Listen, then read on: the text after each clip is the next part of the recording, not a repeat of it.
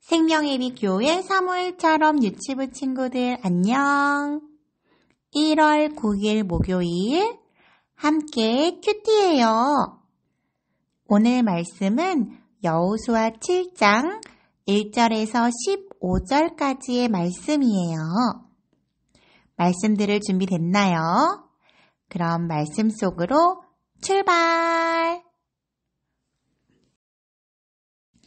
그러나 이스라엘 백성은 여리고성을 점령할 때 어떤 물건도 가지지 말라는 여호와의 말씀을 어기는 죄를 지었어요. 유다 지파의 세라의 아들인 삽디의 손자이며 갈미의 아들이었던 아간이 여호와께 바쳐야 할 물건 중 몇 가지를 가졌던 거예요. 그래서 하나님께서는 이스라엘에게 크게 화를 내셨어요. 여호수아는 몇 사람을 뽑아 여리고에서 아이로 보냈어요. 아이는 베델 동쪽에 있는 벳아웬에서 가까운 곳이에요. 여호수아는 그들에게 아이로 가서 그 땅을 정탐하시오 라고 말했어요. 그 사람들은 아이로 올라가서 정탐했어요. 얼마 후 여호수아에게 돌아온 그들이 말했어요. 아이에는 우리와 싸울 사람이 얼마 되지 않아요. 백성 모두를 내보낼 필요는 없을 것 같아요. 2,000명이나 3,000명만 보내서 아이성을 공격하게 하십시오. 우리 백성 모두가 나가서 수고할 필요는 없습니다. 그래서 약 3,000명가량이 아이로 나갔어요. 그러나 그들은 아이 사람들에게 패하여 도망쳐 왔어요. 아이 백성은 이스라엘 사람들을 뒤쫓았어요. 그들은 성문에서부터 스바림까지 이스라엘을 뒤쫓았어요. 그들은 언덕을 내려오는 동안에 36명 정도의 이스라엘 사람들을 죽였어요. 이스라엘 사람들은 이 일을 보고 매우 두려워하였어요. 그러자 여호수아는 슬퍼하며 자기 옷을 찢었어요. 여호수아는 얼굴을 땅에 대고 여호와의 궤 앞에 엎드렸고 그런 자세로 저녁까지 있었어요. 이스라엘의 지도자들도 여호수아와 같은 자세를 취했어요. 그들은 또한 슬픔의 표시로 머리에 죄를 뒤집었었어요. 그 후에 여호수아가 말했어요. 주 하나님, 주님은 우리 백성이 요단강을 건널 수 있게 하셨어요. 그런데 왜 주님은 우리를 이곳까지 오게 하셔서 아모리 사람에게 죽임을 당하게 하십니까? 우리가 요단강 저쪽에 머무르는 것이 더 좋을 뻔했습니다. 주님, 지금은 아무것도 말씀드릴 것이 없습니다. 이스라엘은 적에게 패했고 가나안 사람들과 이 땅에 사는 모든 사람들이 이 일에 관해 들으면 곧 우리를 포위하여 우리 모두를 죽일 것입니다. 그렇게 되면 주님의 크신 이름은 어떻게 되는 것입니까? 여호와께서는 여호수아에게 말씀하셨어요. 일어나라. 왜 얼굴을 땅에 대고 있느냐? 이스라엘 사람들은 죄를 지었다. 그들은 내가 지키라고 명령한 약속을 깨뜨렸다. 그들은 나와 약속한 대로 하지 않고 나의 것을 훔쳐 내 물건 중 몇 가지를 가졌다. 그들은 거짓말을 했고 자기를 위해 그 물건들을 가지고 갔다. 그런 까닭에 이스라엘은 적과 싸워 이길 수 없었던 것이다. 그들은 싸우다가 뒤돌아서서 도망치고 말았다. 왜냐하면 너희는 내가 없애라고 한 것을 모두 없애지 않고 나에게 완전히 바치지 않았기 때문이다. 너희는 내가 바치라고 명령한 모든 것을 없애야 한다. 너희가 그 일을 행하지 않는 한 나는 너희를 도와줄 수 없다. 이제 일어나라.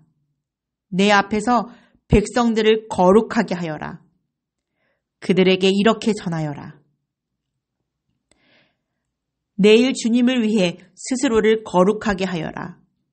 이스라엘의 하나님 여호와께서 너희 중 누군가가 여호와의 명령을 어기고 여호와께 바쳐야 할 것을 가지고 갔다고 말씀하셨다. 그 물건들을 버리지 않는 한 너희는 결코 적과 싸워 이길 수 없을 것이다.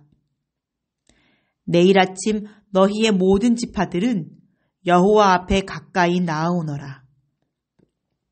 여호와께서 그중 한 지파를 고르실 것이다. 그러면 그 지파의 모든 집안들을 여호와 앞에 가까이 나아오게 하여라. 여호와는 그 집안 중에서 한 가족을 고르실 것이다. 그때 그 가족의 남자들을 여호와 앞에 가까이 나아오게 하여라. 바쳐서 없애버려야 할 것을 감추고 있는 사람을 골라내면 그는 불로 죽임을 당할 것이고 그가 가지고 있는 모든 것도 그와 함께 없어질 것이다. 그 사람은 여호와와의 약속을 깨뜨렸으며 이스라엘 백성 가운데서 부끄러운 일을 행하였기 때문이다. 아멘. 오늘 말씀 잘 들었나요? 여리고성을 하나님 말씀에 순종하여 무너뜨리고 이스라엘 백성이 승리했어요. 그때 하나님께서 여리고 안의 물건은 가져가지 말라고 말씀하셨는데 글쎄 아간이라는 한 사람이 하나님께 바칠 물건을 가져가고 말았어요. 이 사건 때문에 하나님은 이스라엘 백성에게 화가 나셨어요. 이번에는 여리고성 동쪽에 있는 아이성을 정복하려고 정탐꾼을 보냈더니 여리고성에 비하면 아이성은 아무것도 아닌 거예요. 그래서 3,000명만 전투하러 보냈는데 어떻게 됐나요? 글쎄 이스라엘 사람들이 죽기도 했고요. 아이성 사람들한테 패배했어요. 백성들은 모두 슬픔에 잠겼어요.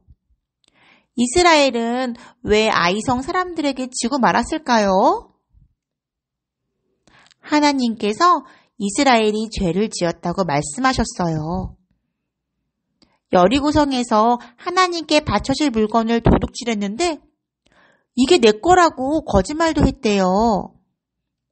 그래서 하나님께서는 그 물건을 없애고 다시 성결하라고 말씀하셨어요. 또 하나님께 바쳐질 물건을 가져간 사람은 벌을 받게 될 거라고 말씀하셨어요. 하나님은 거룩하고 깨끗하신 분이에요.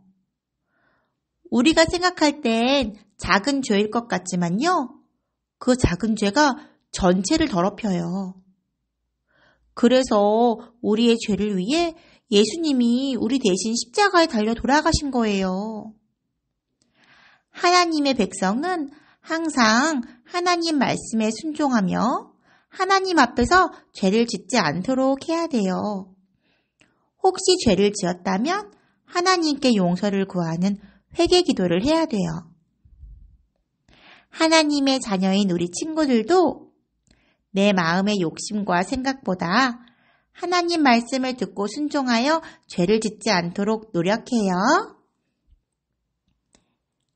함께 기도해요. 온 세상을 만드신 크고 위대하신 하나님, 크신 하나님이 항상 저와 함께 해주셔서 감사해요. 하나님 말씀보다 제 욕심이 더 중요할 때가 있었어요. 용서해 주세요. 항상 하나님의 말씀을 제 마음보다 먼저 따를 수 있게, 순종할 수 있게 도와주세요. 그리고 우리 가족 모두 예수님 믿을 수 있게 도와주세요. 오늘도 저와 함께 해주세요. 우리 주 예수 그리스도의 이름으로 기도드립니다. 아멘. 자, 그럼 우리 친구들 모두 내일 만나요. 안녕.